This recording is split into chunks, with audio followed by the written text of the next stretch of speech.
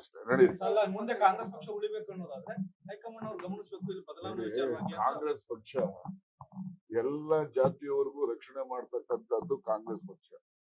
ಈಗ ಉದಾಹರಣೆಗೆ ತಗೊಳ್ಳಿ, ದೇವರಾಜ ಅರಸು ಅವ್ರಿಗೆ ಇನ್ನೊಬ್ಬ ಶಾಸಕ ಇಲ್ಲ ಅವ್ರ ಜಾತಿಯವರು. ವೀರಪ್ಪ ಮೊಯ್ಲಿ ಅವರು ಮುಖ್ಯಮಂತ್ರಿ ಆಗ್ಬೇಕಾದ್ರೆ ಇನ್ನೊಬ್ಬ ಶಾಸಕ ಅವ್ರ ಜಾತಿಯವರು ಇರ್ಲಿಲ್ಲ. ಧರ್ಮ್ ಸಿಂಗ್ ಮುಖ್ಯಮಂತ್ರಿ ಆಗ್ಬೇಕಾದ್ರೆ ಇನ್ನೊಬ್ಬ ಶಾಸಕ ಅವ್ರ ಜಾತಿ ಇರ್ಲಿಲ್ಲ. ಆದ್ರೆ ಎಲ್ಲ ಸಣ್ಣ ಜಾತಿಗಳಿಗೂ ಕೂಡ ಅಧಿಕಾರವನ್ನ ಕೊಡ್ತಕ್ಕಂಥದ್ದು ಅಂದ್ರೆ ಕಾಂಗ್ರೆಸ್ ಪಕ್ಷ ಮಾತ್ರ.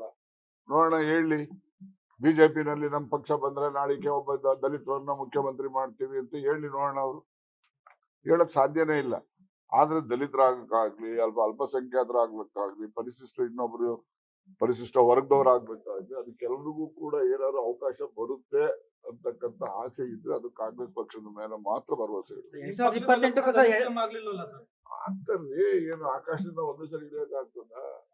ಈ ಪಂಕ್ತಿನಲ್ಲಿ ಎಲ್ಲ ಕೂತ್ಕೊಂಡಂಗೆ ಒಬ್ಬ ಎಲ್ರಿಗೂ ಟರ್ನ್ ಬಂದೇ ಬರ್ತದೆ. ಬರೋವರೆಗೂ ಕಾಯ್ಬೇಕು. 2028ಕ್ಕೂ ಸಿದ್ದರಾಮಯ್ಯ ಲೀಡರ್ಶಿಪ್ ಅಲ್ಲೇ ಹೋದ್ರೆ ನೋಡಪ್ಪ, ಅವರು ಈಸ್ ಅ ಮಾಸ್ ಪುಲ್ಲರ್. ಅವರು ಗೊತ್ತಾಯ್ತಾ? ಸುಮ್ಮನೆ ಅಸೂಯೆಗೆ ಯಾರು ಏನ್ ಬೇಕಾದ್ರೂ ಹೇಳ್ಕೋಬಹುದು. ಅವರು ಮಾಸ್ ಪುಲ್ಲರ್ ಇರೋದ್ರಿಂದ ಅವ್ರು ಇದ್ರಿಂದ ಕಾಂಗ್ರೆಸ್ ಪಕ್ಷಕ್ಕೆ ಮತಗಳು ಬರ್ತಕ್ಕಂಥದ್ದು. ಇಲ್ಲ ಅಂತ ಹೇಳಿದ್ರೆ ಸಾಧ್ಯ ಇಲ್ಲ ಅಂತ ನನ್ನ ವೈಯಕ್ತಿಕ ಅಭಿಪ್ರಾಯ. ಅದು ಯಾರು ಒಪ್ಪೋದು ಬಿಡುವುದು ಅದು ಅವ್ರವ್ರಿಗೆ ಸೇರಿದೆ. ಮುಂದಿನ 2.5 ವರ್ಷದಲ್ಲಿ ಸಿದ್ದರಾಮಯ್ಯ ಆಡಳಿತದಿಂದ ಏನ್ ಎಕ್ಸ್ಪೆಕ್ಟ್ ಮಾಡ್ಬೋದು ಸರ್ ರಾಜ್ಯದ ಜನತೆ? ನೋಡ್ರಿ, ಬಡವರು ನೆಮ್ಮದಿ ಜೀವನ ಮಾಡಬೇಕು. ಬಡವ್ರ ಮಕ್ಕಳು ದೊಡ್ಡ ವಿದ್ಯಾವಂತರಾಗಬೇಕು.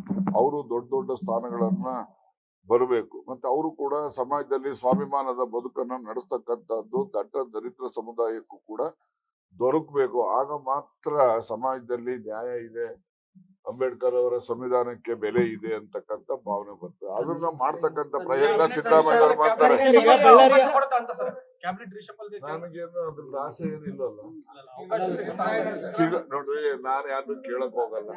ಏನ ಸಿದ್ದರಾಮಯ್ಯ ಅವ್ರು ಮಾಡಿದ್ರೆ ಮಾಡ್ಲಿ, ಮಾಡದೇ ಇರೋ ಬ್ಯಾಡ್ಲೇ ಬೇಡ. ಬಂದ್ರು ಸಂತೋಷ, ಬರ್ದೇ ಇರೋ ಸಂತೋಷ.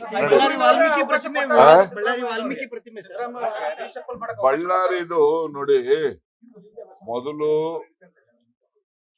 ವಾಲ್ಮೀಕಿ ಪ್ರತಿಮೆಯನ್ನ ಅನಾವರಣ ಮಾಡ್ತಕ್ಕಂಥ ಕಾರ್ಯಕ್ರಮಕ್ಕೆ ನಾನು ಭಾಗಿಯಾಗಬೇಕಾಗಿತ್ತು 3ನೇ ತಾರೀಕು ಸಂಜೆಗೆ. ಆ ದಿವಸ ಆ ತಾಲೂಕಲ್ಲಿ ಮತ್ತೆ ಬಳ್ಳಾರಿ ಪಟ್ಟಣದಲ್ಲಿ, ನಗರದಲ್ಲಿ ಒಂದು ರೀತಿಯ ಹಬ್ಬದ ವಾತಾವರಣದಲ್ಲಿ ಅದನ್ನ ನಾವು ಅನಾವರಣ ಮಾಡಬೇಕು ಅಂತಕ್ಕಂಥದ್ದು ಅಲ್ಲಿ ಸ್ಥಳೀಯ ಶಾಸಕರು ಮತ್ತೆ ಆ ಜಿಲ್ಲೆಯಲ್ಲಿ ಇರ್ತಕ್ಕಂಥ ಎಸ್.ಟಿ ಸಮುದಾಯ, ವಾಲ್ಮೀಕಿ ಸಮುದಾಯದ ಜನರ ಆಶಯ ಆಗಿತ್ತು. ಆ ಕಾರ್ಯಕ್ರಮವನ್ನ ನಡೆಸ್ತಕ್ಕಂಥ ಸಂದರ್ಭದಲ್ಲಿ ಯಾವುದೋ ಒಂದು ಕ್ಷುಲ್ಲಕವಾದಂತದ್ದು ಒಂದು ಫ್ಲೆಕ್ಸ್ ಕಟ್ಟಿದ್ರು ನಡೆಯೋದು, ಕಟ್ಟದೇ ಇದ್ರು ನಡೆಯೋದು.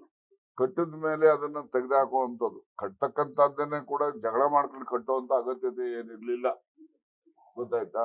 ಆಯ್ತಪ್ಪ, ಕಟ್ಬಿಟ್ಟಿದ್ದಾರೆ ಬಿಡಪ್ಪ ಹೋಗ್ಲಿ ಅಂತಕ್ಕಂಥ ಭಾವನೆ ಆದ್ರೂ ಇವ್ರಿಗಾದ್ರೂ ಇರ್ಬೇಕಾಗಿತ್ತು. ಅದನ್ನೆಲ್ಲ ಅರ್ಧ ಹಾಕೋದು, ಕಿತ್ತಾಕ್ಸೋದು. ಈಗ ಕಟ್ಟಿದ್ದು ಸರಿನಾ, ಇಂಥವನು ಕುರ್ಚಿ ಹಾಕೊಂಡು ಇಂಥ ಮನುಷ್ಯ ಕೂತ್ಕೊಂಡು ಮಾಡ್ದ ಸರಿನಾ ಅಂತ ನೀವು ಕೇಳ್ಬೋದು. ಆದ್ರೆ ಅದು ಸರಿ ಇಲ್ಲ. ಕಟ್ಟಿದ್ಮೇಲೆ ಕಿತ್ತಾಕಿದ್ದು ಸರಿ ಇಲ್ಲ.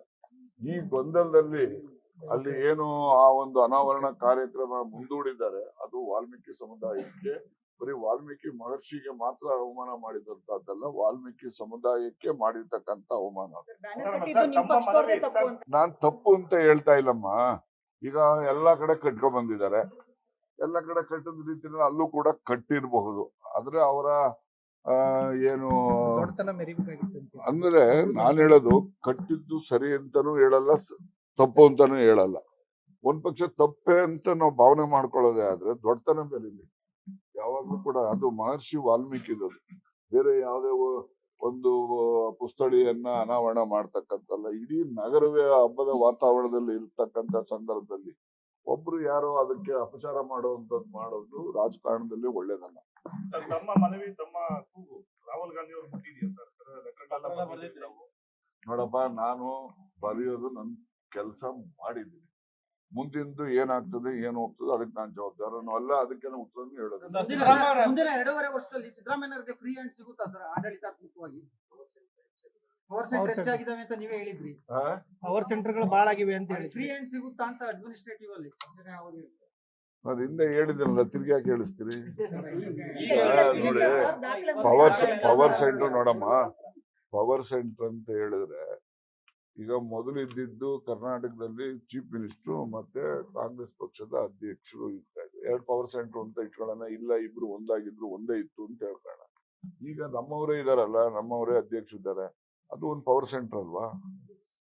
ಹೌದು ಅಂತೀರಾ ಇಲ್ಲ ಅಂತೀರಾ ಹೇಳಿ? ಹೌದಾನೆ? ಮತ್ತೆ ಇರೋದನ್ನ ಒಪ್ಕೊಳಕ್ಕೆ ಏನ್ ತೊಂದ್ರೆ?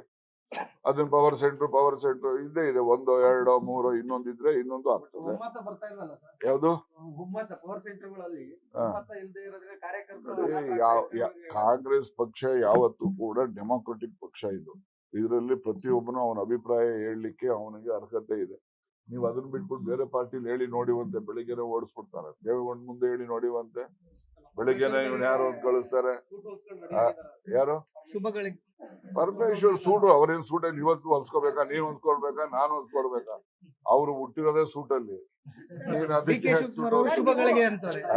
ಡಿ.ಕೆ. ಶಿವಕುಮಾರ್ ಅವರು ಶುಭಗಳಿಗೆ ಕಾಯ್ತಾ ಇರುವಂತದ್ದು. ನೋಡಿ, ಆಸೆ ಪಡೋದ್ರಲ್ಲಿ ತಪ್ಪೇನಿಲ್ಲ. ಸರ್, ಅಧ್ಯಕ್ಷರನ್ನ ಭೇಟಿ ಆದ್ಮೇಲೆ ರಾಜಣ್ಣ ಅವ್ರು ಸಾಫ್ಟ್ ಆಗಿದ್ದಾರೆ ಅಂತ.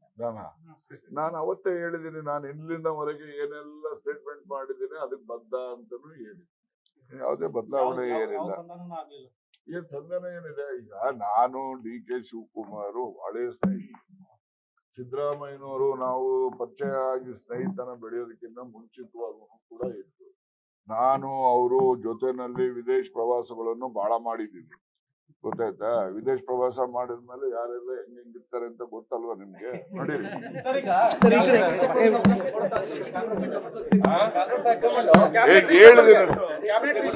ನನಗೇನೋ ಕೊಡುತ್ತೆ ಅಂತ ಅನ್ಕೊಂಡಿದ್ದೀನಿ.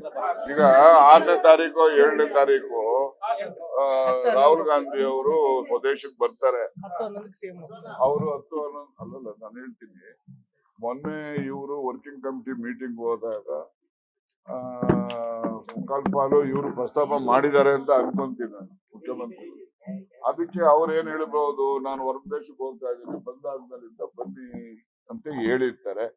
ಅವರು ಬಂದಾದ್ಮೇಲಿಂದ ಇವರು ಅವರಿಗೆ ಸಮಯ ಕೇಳ್ತಾರೆ. ಕೇಳಿದಾಗ ಅವರು ಯಾರನ್ನ ಕರೆಸ್ತಾರೋ, ಯಾರನ್ನ ಬಿಡ್ತಾರೋ, ಅಥವಾ ಯಾರನ್ನಾರು ಇಲ್ಲಿಗೆ ಕಳ್ಸಿ ಮಾಡ್ತಾರೋ, ಏನ್ ತೀರ್ಮಾನ ಮಾಡ್ತಾರೋ ಗೊತ್ತಿಲ್ಲ. ಒಟ್ಟಿನಲ್ಲಿ ಅವರು ಸ್ವದೇಶಕ್ಕೆ ಬಂದು ಆದ್ಮೇಲೆ ಸ್ವಲ್ಪ ಇದ್ರ ಬಗ್ಗೆ ಚಟುವಟಿಕೆಗಳು ನಡೆಯುತ್ತೆ. ನನಗೇನೋ ನಡೆಯುತ್ತೆ ಅಂತ ಸಿಎಂ ಆಗಿದ್ರೆ ನಾನು ಮೊದ್ಲು ಹೇಳಿದ್ದೀನಲ್ಲ, ನಾನು ಯಾವ್ದೇ ಕಾರಣ ನಾನು ಹೇಳಿದ್ದೀನಲ್ಲಮ್ಮ, ನಾನು ಯಾವತ್ತೂ ಕೂಡ ಅಧಿಕಾರಕ್ಕೋಸ್ಕರ ಸುಳ್ಳು ಹೇಳೋನಲ್ಲ, ಹೇಳದಂತ ಮಾತನ್ನ ವಾಪಸ್ ತಗೊಳ್ಳೋನು ಅಲ್ಲ. ರಾಹುಲ್ ಗಾಂಧಿ ಅವ್ರನ್ನ ತಾವೇ ಭೇಟಿ ಆಗಿದ್ರಿ. ಬಾಸ್ ಟಿವಿ ಕನ್ನಡ ಚಾನೆಲ್ನ ಸಬ್ಸ್ಕ್ರೈಬ್ ಮಾಡಿ, ಹಾಗೆಯೇ ಬೆಲ್ ಐಕಾನ್ ಪ್ರೆಸ್ ಮಾಡಿ. ಇದರ ಜೊತೆಗೆ ಫೇಸ್ಬುಕ್, ಇನ್ಸ್ಟಾಗ್ರಾಮ್, ಎಕ್ಸ್ ನಲ್ಲೂ ಮಿಸ್ ಮಾಡದೆ ಫಾಲೋ ಮಾಡಿ.